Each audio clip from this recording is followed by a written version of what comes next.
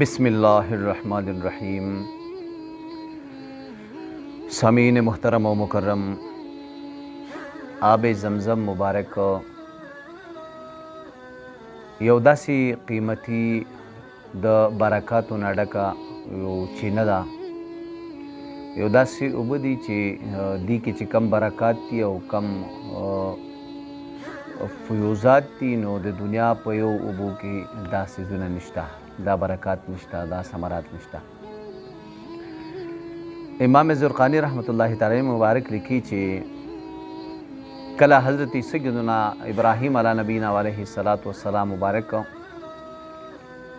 د حضرت سیدنا اسماعیل علیہ السلام مبارک چې وړوکی حضرت سیدہ حاجره رضی الله تعالی عنها مبارکې سره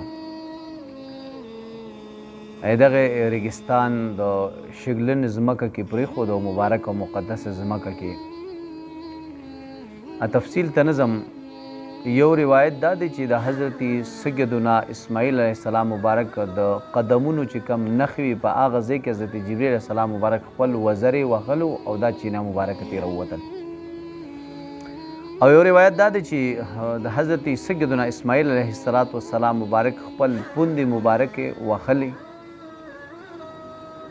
نو د دغې هغه پوندو مبارکو د لاندې الہ العالمین دا چینه راویستل.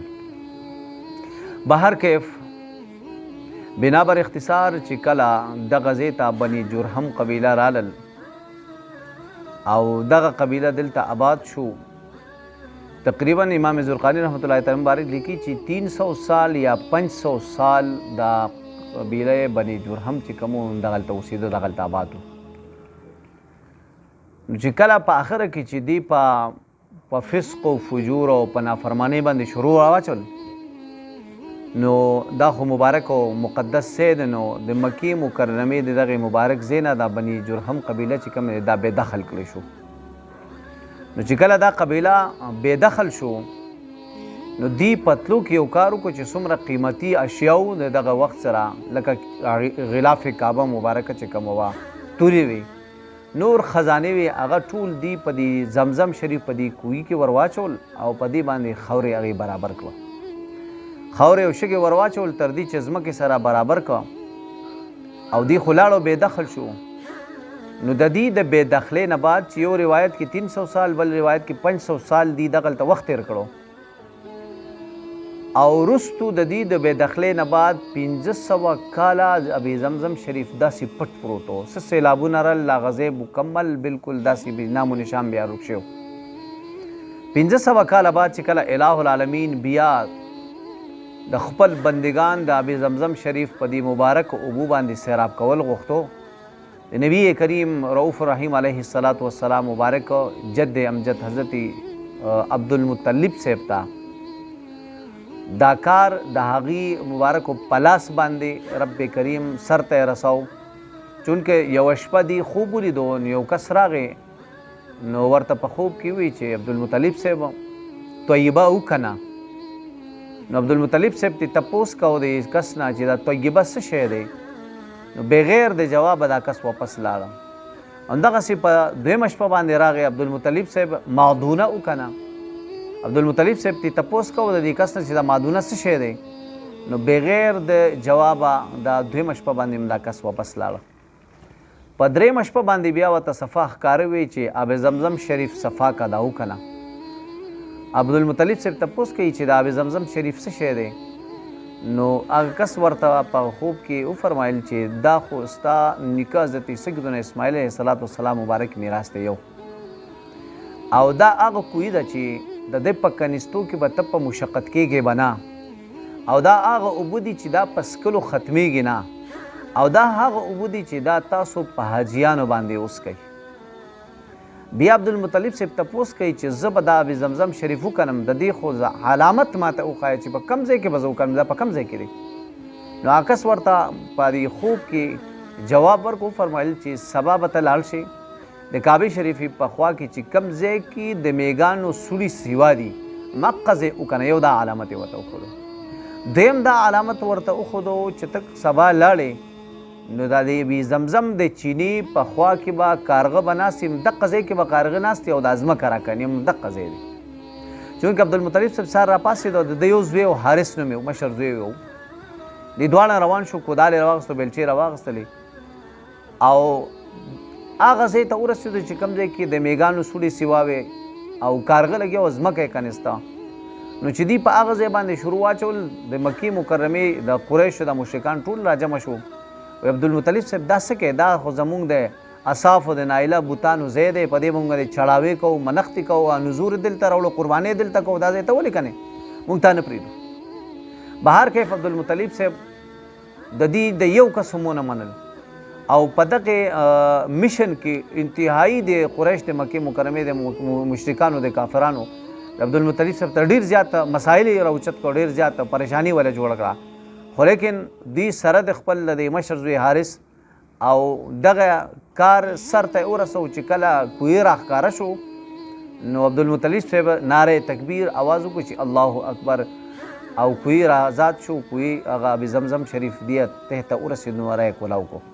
نو چې څنګه کولاو کو نو سره قیمتي خزانې هم سره راوتلې نو اوس قریش د مکې مکرمې د قریشو د کافران ټول جمع شو دی وی چې ګور عبدالمطلب صاحب اساس خطا وکنسته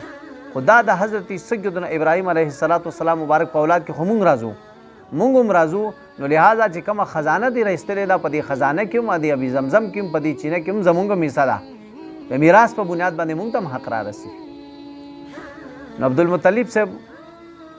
دغه اختیار او دغه حصه ولا نه ورکاو تر دې چې دا شی ډیر زیات انتهایی جګړې طرف ته رال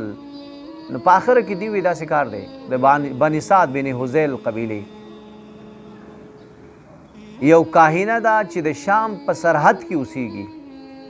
مونږ به ټول ځو هلته هغه به حکم مقررو هغه به ثالث مقررو چې څه فیصله وکړه بس دغه موږ ته به قبولي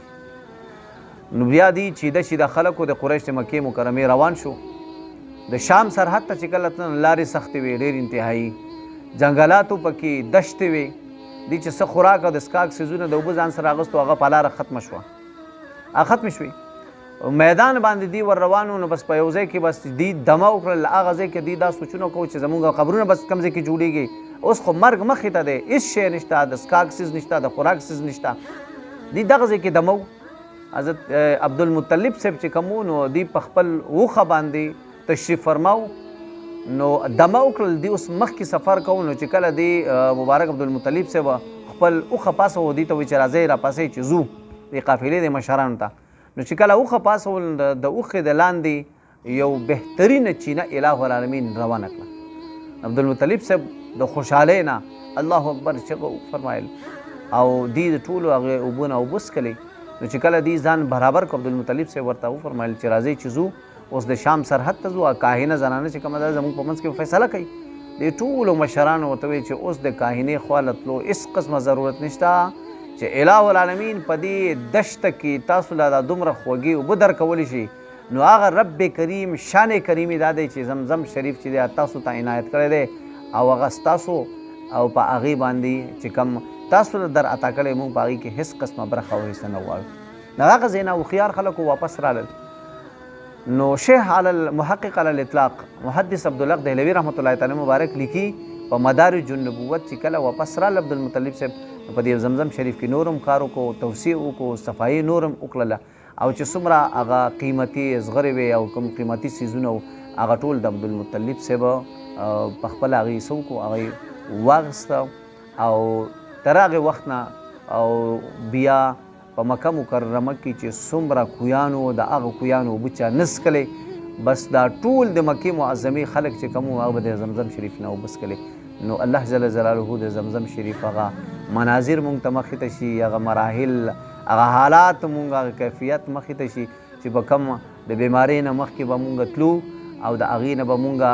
د زړه هغه چې کومه مینه وه کومه جذبه وه د هغې د ادب د احترام په بنیاد باندې د څښاک په بنیاد باندې چې کوم د انسان د خپل د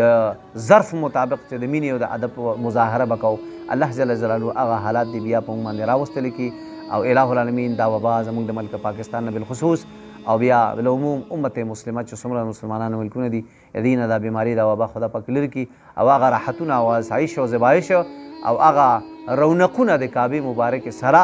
زموږ د ملک په اندروني حالاتو کې چې کوم رونقونه د دې بیمارۍ نه مخکې هغې سره او د هغه ځای د حرمینو شریفینو د ازادۍ سره او رونقونه رب کریم بیا کتل موږ ته نصیب کړي. وصلی الله تعالی علی خیر خلق محمد و آله وصحبه اجمعین.